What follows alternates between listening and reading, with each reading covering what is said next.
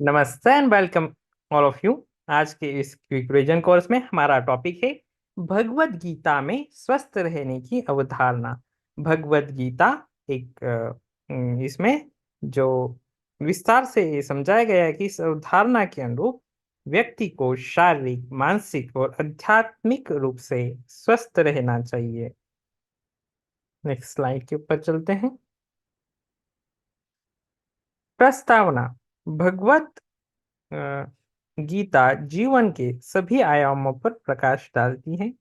इसका मुख्य उद्देश्य है कि मनुष्य क्रोध, लोभ, मोह, ईर्ष्या, ये जो षड्रिपु है, अनेक दुर्भावनाओं से और अकर्मण्यता आदि से जो है मनुष्य दूर रहकर निष्काम भाव रखते हुए एक स्वस्थ और सुखी जीवन का निर्वाह करे। अब सुखी जीवन के लिए दो आधार माने गए हैं, एक शारीरिक स्वास्थ्य और दूसरा मानसिक स्वास्थ्य। तो स्वस्थ मानसिकता के लिए चित्त का नियंत्रित होना, नकारात्मकता से दूर रहना, तनाव आदि से दूर रहना आवश्यक होता है। और शारीरिक स्वास्थ्य और शरीर के स्वास्थ्य के लिए आदि व्याधि से मुक्त रहना बहुत जरूरी है। तो इसलिए शारीरिक मानसिक स्वास्थ्य के लिए व्यक्ति का ये जो आहार विहार होता है, सोना जागना होता है, चेष्टा, ये सभी संतुलित होने चाहिए। इसमें श्लोक मिलता है युक्ताहार विहार से, आगे भी देखते हैं, 2-3 बार आएगा इसके संदर्भ में। श्रीमद् भगवत गीता में श्री कृष्ण जी ने अर्जुन को कहते हैं कि यह योग बहुत ज्यादा खाने वाले का, न बहुत कम खाने वाले का, न बहुत ज्यादा सोने वाले का, न ही बहुत जागने वाले का सिद्ध होता है। तो ये जो सभी बातें है वो एक साधक के ऊपर और सामान्य जन के ऊपर भी लागू होती है। तो एक अच्छे स्वास्थ्य के लिए खाने पीने, सोने जागने आदि सभी में एक संतुलन होना चाहिए और जीवन आदि व्याधियों से मुक्त रहेगा और मनुष्य शांतिपूर्वक और आनंद पूर्वक तरीके से जीवन जी सकेगा। इसके अलावा भी श्री कृष्ण जी ने भगवत गीता में व्यक्ति के पतन के अनेक कारण बताए हुए हैं। तो अ, वो स्वस्थ जीवन बनाए रखने के लिए अब विचार करते हैं। तो अच्छे स्वास्थ्य बनाने के लिए भगवत गीता में अनेक आयाम दिए गए हैं। उसको जानने से पहले व्यक्ति के पतन के कारण को समझेंगे। व्यक्ति का पतन का कारण विषय वासनाओं का बार बार चिंतन करने से मनुष्य की विषयों के प्रति आसक्ति हो जाना, फिर उस विषयों के प्राप्त करने की लालसा बढ़ जाना, फिर वासनाओं को प्राप्त करने में किसी प्रकार बाधा उत्पन्न होता है तो क्रोध मनुष्य को आता है, फिर मनुष्य को स्मृति भ्रम आता है, क्रोध आने से सम्मोह अर्थात मूढ़ता अर्थात विवेक नष्ट हो जाता है और शास्त्रों की शिक्षा का अभाव या दुष्परिणाम का ध्यान नहीं रह जाता। फिर स्मृति भ्रंश होने से मनुष्य का बुद्धिनाश होता है, बुद्धिनाश होने से मनुष्य का पतन हो जाता है और इस प्रकार विषयों का चिंतन से आसक्ति, विषय को प्राप्त करने की इच्छा, लालच की इच्छा और किसी भी प्रकार से क्रोध, फिर सम्मोह, फिर स्मृतिनाश और बुद्धिनाश, इस तरह से मनुष्य का पतन होना है। ये आम व्यक्ति के लिए समझना बहुत आवश्यक है। इस प्रकार बारंबार जो चिंतन करता है तो उसका पतन हो जाता है। अतः प्रत्येक व्यक्ति को जो है ये आत्मसात करना चाहिए अपने जीवन में। युक्ताहार विहारस्य युक्त चेष्टस्य कर्मसु युक्त स्वप्नावबोधस्य योगो भवति दुःखः यदा विनियतं चित्तम आत्मन्येव तिष्ठते निस्पृहं सर्वकामेभ्यो युक्तम इत्युच्यते। सदा जिसका आहार विहार नियमित है, जो सदा भोजन और व्यवहार में अनुशासित रहता है, कर्म में जिसकी चेष्टा नियमित है और जो नियमित रूप से कर्म करता है, जिनका सोना और जागना नियमित है अर्थात जो समय पर सोता है जागता है, केवल उसी अनुशासित व्यक्ति को ही यह दुखों का नाश करने वाला जो योग है वो सिद्ध हो जाता है। तो इस प्रकार जो है वो संयमित चित्त पूर्ण रूप से आत्मा में स्थिर हो जाता है और तो अब थोड़ा सा आहार के संदर्भ में देखते हैं। भगवत गीता में 3 प्रकार के जो आहार है वो बताए गए हैं। उसमें सात्विक आहार, राजसिक आहार और तामसिक आहार। ये जो मनुष्य की प्रकृति है वो त्रिगुणात्मक है। तो उनके आधार पर उन व्यक्ति का खाना, व्यवहार, सोचना, जागना, भ्रमण करना आदि सब निर्भर रहता है। तो जो सात्विक आहार है वो बल, आरोग्यता, सुख, प्रीति को बढ़ाने वाला होता है।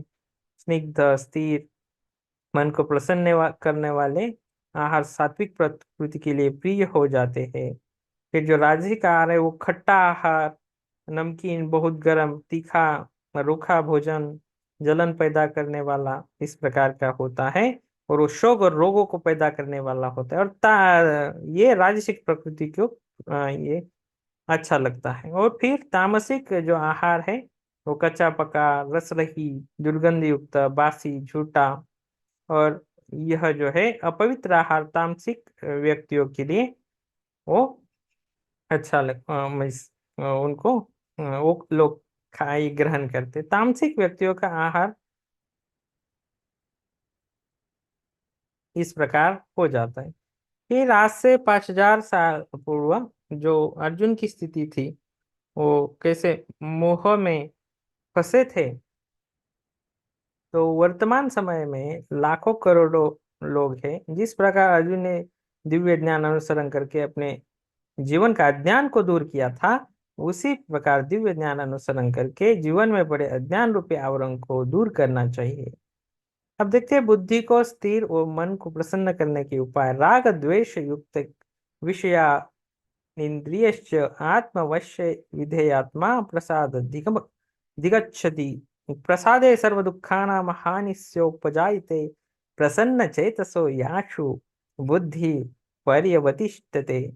जिस साधक ने अपने अंतकरण को वश में कर लिया है वह संयमित होकर विषयों का सेवन करता है। ऐसा करने के लिए यह जरूरी है कि विषय का सेवन कभी रागपूर्व नहीं होना चाहिए और इस प्रकार उनका त्याग भी द्वेषपूर्ण नहीं होना चाहिए।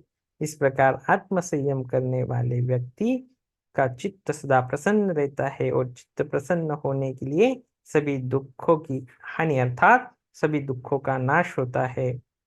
व्यक्ति की बुद्धि भी स्थिर हो जाती है। ये बताया गया है कि नास्ति बुद्धि युक्तस्य न चा युक्तस्य भावना न चा भावय शांति शांतस्य कुतः सुखम। सो कि असंयमित अंतकरण वाले जो मनुष्य है तो उनकी बुद्धि कभी भी स्थिर नहीं होती, नहीं उनकी भावना निश्चय से युक्त होती है। इसलिए जिसकी बुद्धि स्थिर नहीं है, नहीं उसके सुख कहाँ से मिलेंगे उसको सुख। तो जिसकी भावना पक्की है उसे ही शांति मिल जाती है। और जिसे शांति नहीं, जिस प्रकार पानी में चलती हुई नाव तेज हवा से डूब जाती है, तो उसी प्रकार जब इंद्रिय के अधीन हो जाता है मनुष्य, तो इंद्रिय मनुष्य का पतन कर लेता है। इसलिए जिस व्यक्ति को अपने इंद्रियों को वश किया और चारों ओर से रोक दिया, अर्थात अपने इंद्रिय अपने अधीन कर लिया, उस पुरुष की बुद्धि स्थिर है, वो स्थिर बुद्धि कहलाता है।